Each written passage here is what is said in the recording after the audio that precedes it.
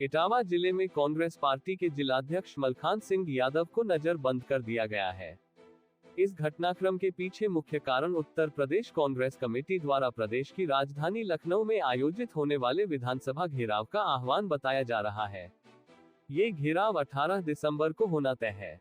मलखान सिंह ने इस निर्णय पर नाराजगी जाहिर की और इसे लोकतांत्रिक अधिकारों का उल्लंघन करार दिया। उनका कहना है कि भारतीय संविधान ने प्रत्येक नागरिक को प्रदर्शन और विरोध करने का अधिकार दिया है, लेकिन वर्तमान सरकार इन अधिकारों को कुचलने का प्रयास कर रही है।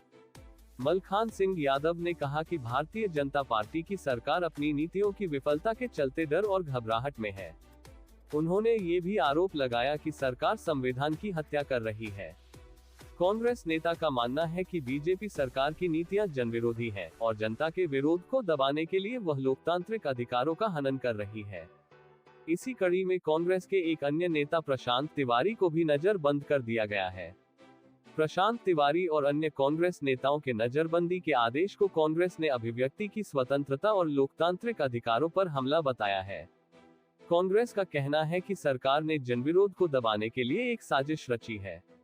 बताया जा रहा है कि प्रदेश सरकार को डर है कि विधानसभा घेराव के दौरान बड़े पैमाने पर कांग्रेस कार्यकर्ता और आम जनता सरकार की विफलताओं के खिलाफ आवाज उठाएंगे।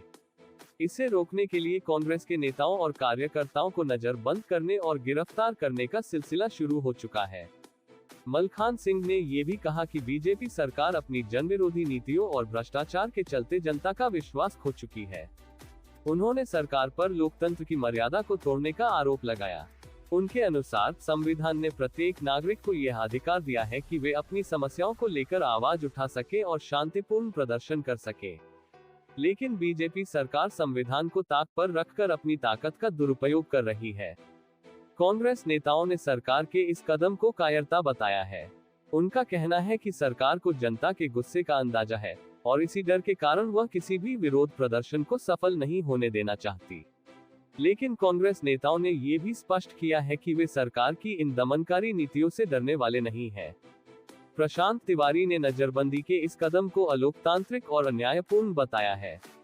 उनका कहना है कि यह कदम केवल ये दिखाता है कि सरकार किस हद तक अपनी नाकामी छिपाने के लिए जा सकती है। उन्होंने ये भी कहा कि कांग्रेस कार्यकर्ता जनता के अधिकारों की रक्षा के लिए संघर्ष करते रहेंगे।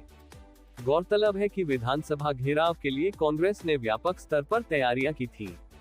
पार्टी का कहना है कि यह घेराव प्रदेश सरकार की विफल नीतियों और बढ़ती बेरोजगारी, महंगाई और भ्रष्टाचार के खिलाफ जनता की आवाज बुलंद करने के लिए आयोजित किया गया है। पार्टी नेताओं ने प्रदेश की जनता से अपील की थी कि वे बड़ी संख्या में इस आंदोलन में हिस्सा लें और सरकार की नीतियों का विरोध करें। हालांकि सरकार ने इसे रोकने के लिए सख्त कदम उठाए हैं।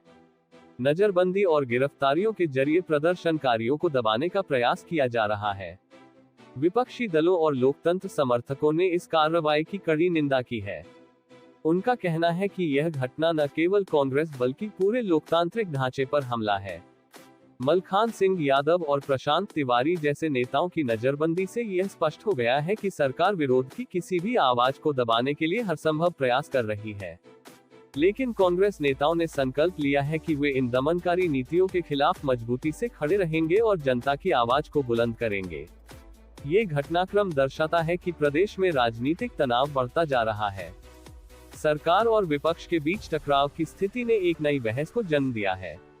लोकतांत्रिक अधिकारों की रक्षा और अभिव्यक्ति की स्वतंत्रता के मुद्दे पर यह संघर्ष आगे भी जारी रहने की संभावना है।